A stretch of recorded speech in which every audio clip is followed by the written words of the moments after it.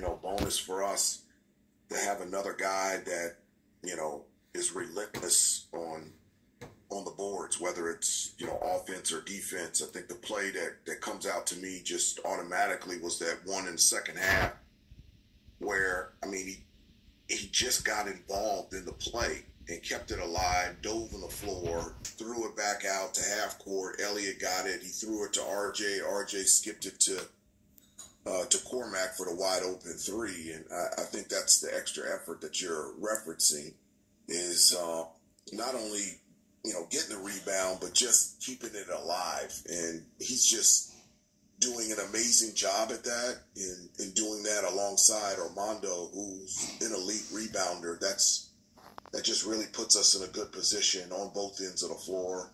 And in terms of, Coach May and his communication with the guys, it's always been amazing. It's not just this year. It's been since he's been an assistant coach, even before he was a bench coach. Just his ability to connect with the players, to communicate with them, to have relationships with them. He's amazing in terms of individual development and being on the floor with guys and being able to communicate with them in a way that, one, that they understand, and number two is gives them confidence to be able to do that out on the floor. Thank you. I'll go next to Michael Coe. Go ahead. Hey there, Hubert. When you look at Clemson, their last three losses have come by a combined 5 points. And I know they're sitting at 4-6 in ACC play, but do you think they're better than their record indicates right now? No, they're a very good basketball team. They're one of the better teams in the country. Just plain and simple, period, the end. We've already played them. They're always great defensively. They're physical. They're fundamentally sound on the offensive end. They can shoot from three, and they can also dominate points in the paint.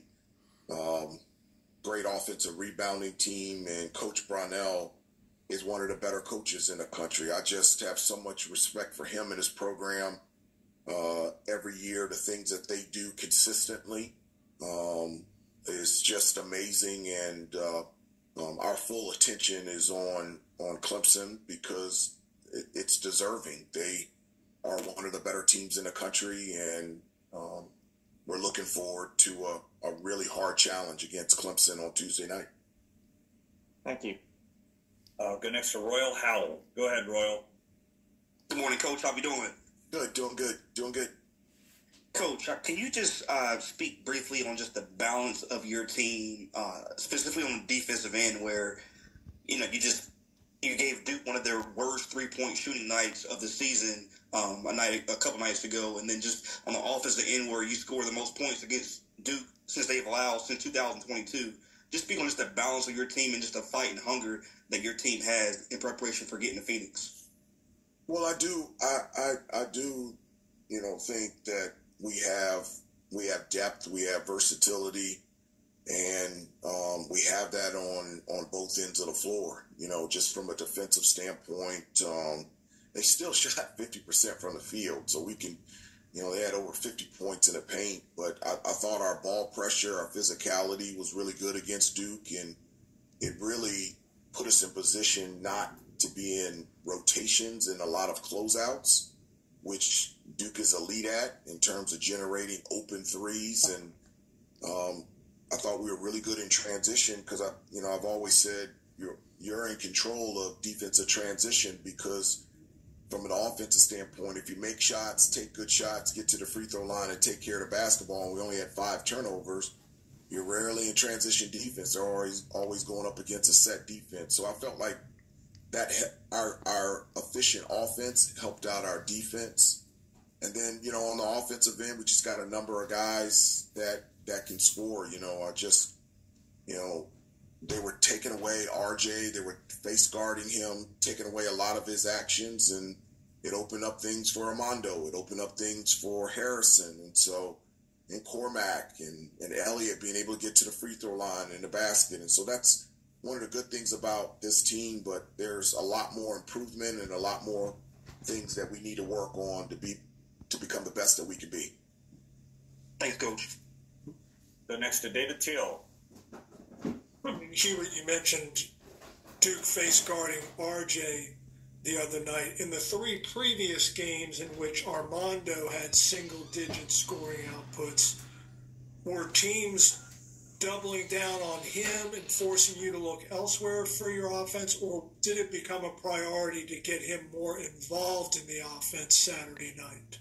Well, I think it was a combination of both. I mean, I think in previous games, you know, the way that they were playing Armando, they were double teaming him as soon as he caught the ball into the post, and then off of any, you know, ball screen or DHO action, they were staying with him, and it was allowing our guards to get open and being able to attack the basket and finish.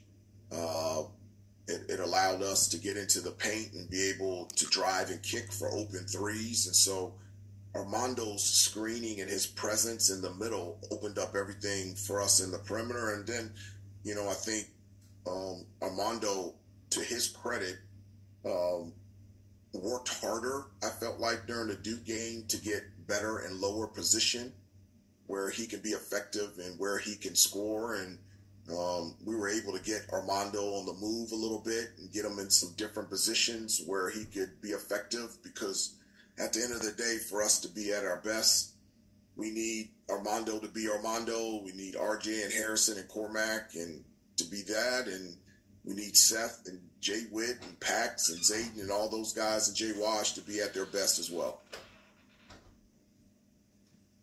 Go back to Andrew Jones. Coach, you know I've never had a shortage with questions here. The season's filled with all kinds of challenges, and one that you guys are dealing with now is disconnected from Duke and gearing toward Clemson, and really a really tough stretch that you guys have coming up also on the road. Do you do anything different to sort of shake them out of Duke mode, or is this club so mature that you just continue the routine? You don't have to do anything different because you know that by the time they show up to practice today and they show up tomorrow night that they're going to be ready to play?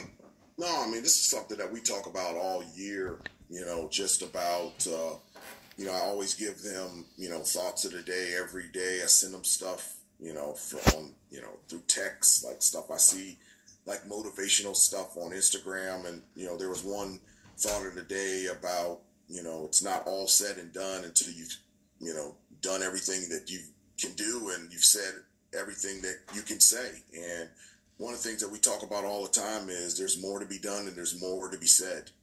And so, you know, I think you should feel good about where we are now, but that's it. I mean, there's so much more room for improvement. There's so much more to be said, so much more to be done, and just, you know, having that approach to continue just to work, focus on what is real. And I've said this to you guys before, and the only thing that you can really control in what is real is your preparation and your practice and how hard you play.